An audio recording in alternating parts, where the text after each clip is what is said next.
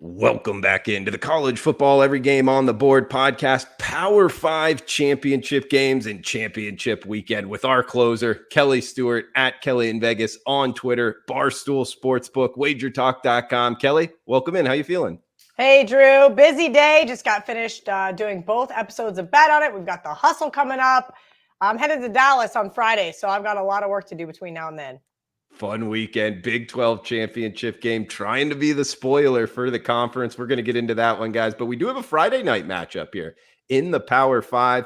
If you're new to Every Game on the Board podcast, it's just like it sounds. We hit every single game on the board, college football. If you go to wagertalk.com, live odds screen, go to college football, live odds board. We are going down in numerical order. We just had Mid-Major Matt break down the group of 5 games, the non-Power 5 games, if you will. Now we're having Kelly hit the big boy games, 305, 306. First one up, Friday Night Lights here in Las Vegas, Nevada, Allegiant Stadium, Utah and USC. The Trojans, -2.5.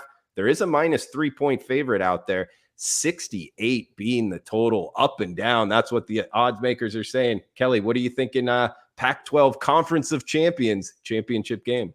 God, I'd love to take the 3 with Utah here. I actually laid it with Utah the last time these two met in Salt Lake City. Utah got the win, but not the cover. I've been betting against this USC team all year long, including last week versus Notre Dame. If you look at the stat box, Drew, I won that game. You look at the final score, not so much. USC has benefited so much off of turnovers this year, plus 25 in the turnover margin category. Like it's just unprecedented. So I'm not going to step in front of that train again here against the spread. I just can't do it. I do think Whittingham has a really solid defense with this Utah team. Neutral field, as you mentioned in Las Vegas, is going to be absolutely rocking. Both of these teams should travel really well. I'm going to pass here. Slight lean towards the over. I know that sounds kind of crazy. Joe Ranieri just gave out the under 34.5 for the first half on Bet on It as his bet for this game. And I kind of lean that way, but I do think it gets opened up here in the second half. Again, passing on this one, but I have a feeling I'll be at least rooting for the Utes to play spoiler here. Yeah, I agree. Tough handicap. Great game. I can't wait to watch it. Yeah, it's going to be an absolutely great game. Yeah, for sure. I mean, totals wise, I think they're going to go up and down as well. But I was actually talking to Ralph earlier, and I think he said he put out a stat on Bet on It in terms of the rematch in the conference championship game. It was something like a big number towards the under. I got it right here. So interesting because we have 5 rematches on Friday and Saturday of conference revenge, if you will, right? So this is the first one on Friday night. Ralph's is in the second rematch. If they won the first game, they're only 45% against the spread in the second. And if both of those teams are off wins, which Utah is off a win over Colorado and USC is off a win over Notre Dame, it is 65% to the under. That is some TNA from Bet on It from our good friend Ralph at Cal Sports LV. 65% towards the under. That's a pretty good percentage there, guys. So watch out for that. I did project it to be high scoring, but after hearing that, might kind of pump the brakes on it. And Kelly, that's kind of how I felt as well there, Drew. Joe Ranieri likes first half under. Again, maybe take the first half under in game. Hits. Look towards the second half over here. And Kelly, last question for you, because I know you do spend a lot of time in Las Vegas. Las Vegas, pretty much halfway in between Salt Lake City and Los Angeles. It's part of the reason why Las Vegas has had so much growth, because back in the day, before there was really cars and everything, that would be like the halfway mark between the two big cities. But who do you think will have more fans here, the Trojans or the Utes? You know, the Utes travel really, really well. As far as USC fans go, I think they're having an unprecedented season. So I do think their fans will travel. But something you have to consider, and this is something we're going to talk about here with the TCU K-State game as well. When you have a team looking towards a college football playoff as a possibility, if you will, you're an SEC guy. Do you go to the championship game, or do you put your money in your pocket and say, okay, I hope they win this game, and I'm going to save my money for the bowl game or for the national championship? And that's always an interesting thing here. That's why I'm actually headed to Dallas, because I knew scheduling-wise with work, If K-State does play in the projected Sugar Bowl, whether that was going to be against LSU or Alabama, it was going to be really hard for me to try to get to New Orleans after being at the Arizona Bowl the night before. So something to keep in mind there. Utah fans, this is their big game, right? They're not going to the college football playoff. I wouldn't be surprised to see it 60-40 Utah fans. Yeah, interesting kind of question. Let us know below in the reply section, guys, what you think on Twitter as well, at Kelly in Vegas, at Drew Martin Betts, in terms of the fans and going. With the SEC, whenever I was living in Atlanta or Auburn, and Auburn made the SEC championship game, which back in the day was a decent amount of time, unfortunately not anymore. It was always like a short drive. So I would always be in Atlanta. It was just a matter of paying the money to get into the game. But Right. I think it has a lot to do with if you have to get into an airplane, then it would definitely kind of change things. Very good point. Guys, well, let's not bury the lead here. We got Kelly, Kansas State, TCU kicking us off on Saturday, 12 noon Eastern, 9 a.m. Pacific, AT&T Stadium, Dallas, Texas. You're going to be there, Kelly. -2.5. That's the Horned Frogs as the favorite to punch their ticket into the playoffs. 62 being the total. Wildcats, Horned Frogs, what are we thinking?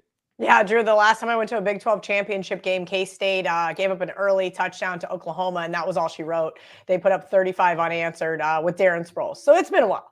And also, note that there wasn't a Big 12 championship for a while because there was only 10 teams. So there's a lot of like weird things that happened there for a while. But this is K-State's chance to play spoiler. They got spoiled in the Big 12 championship game, 98 versus Texas A&M as 13.5-point favorites. And they got cut out of a national championship when there was no Big 12 championship as 13.5-point favorites at Baylor. Kind of an interesting thing there. So this is their chance to get to play spoiler. Obviously, a couple down moments for the Wildcats this year, most notably losing at home to Tulane.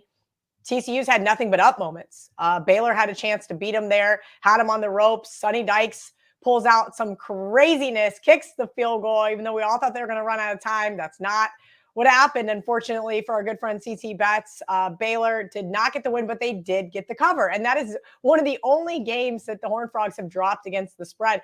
I kind of thought last week, hey, we got a really good Iowa State defense, plus a 10. I'm glad I stayed off that one because Iowa State has no offense and cannot keep up with the Horned Frogs.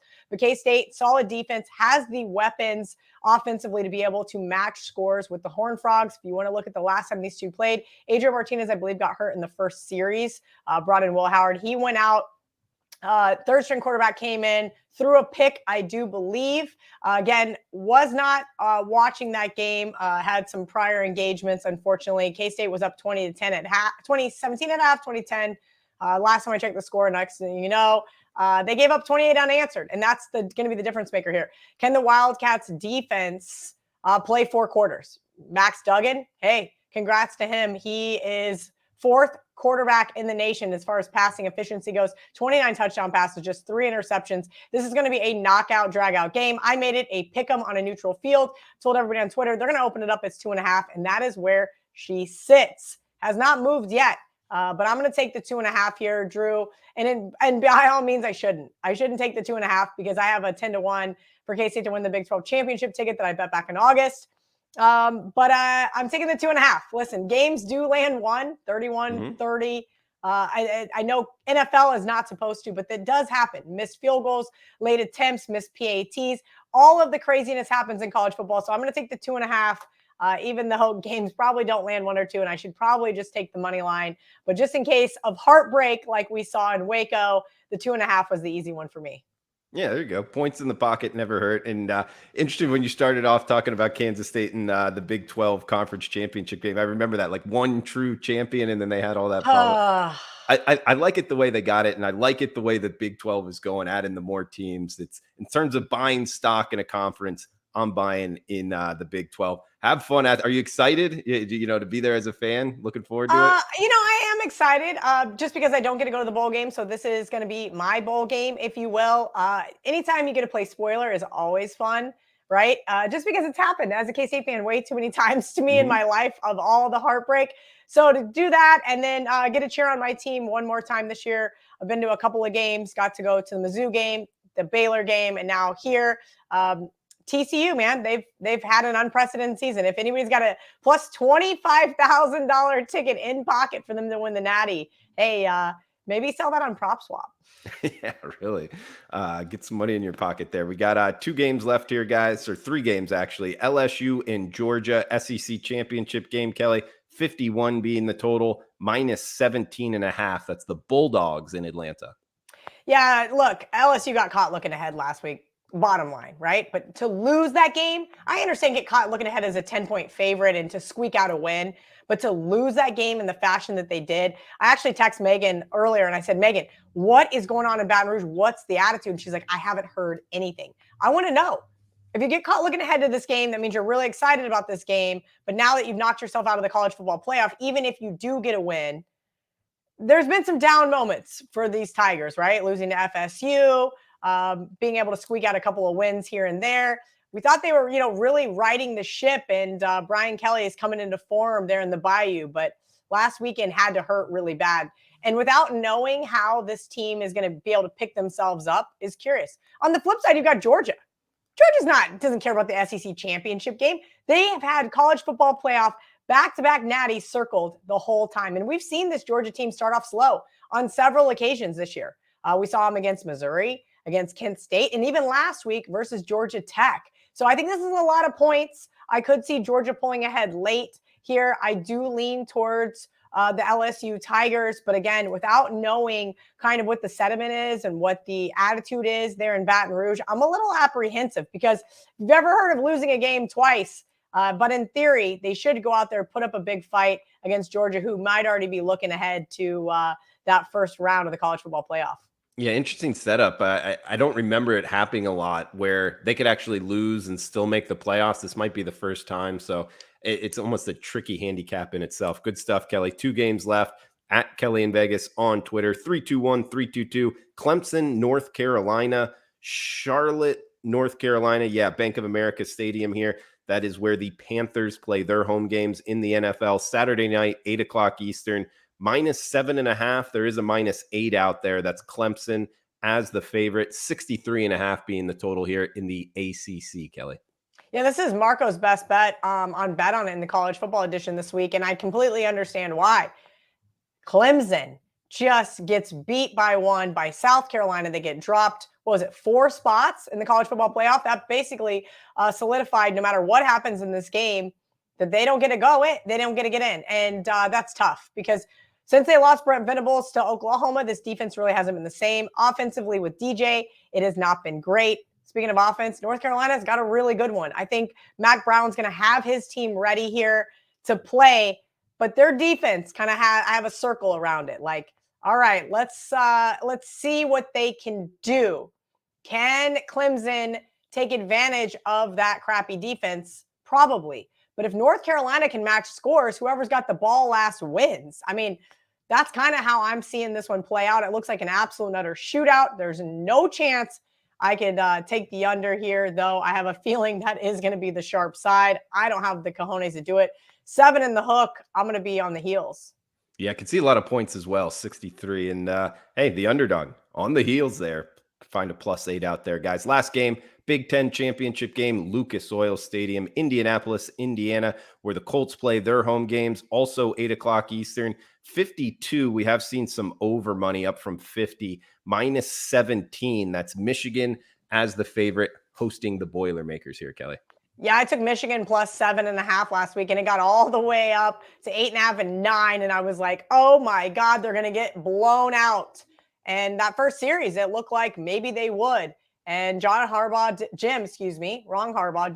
did a really great job absolutely throwing the ball downfield. Drew, I literally said in my video, I was like, just run the football. You can beat Ohio State. And all of a sudden, here's J.J. McCarthy chucking the ball downfield. I remember I was at the bar with my dad for my birthday, and I'm going, who is this Michigan team? Well, I think this Michigan team is exactly who I thought they were. They play up to the level of competition and they play down. If you remember 2 weeks prior, Illinois was my best bet and thoughts that maybe Michigan would be looking ahead here.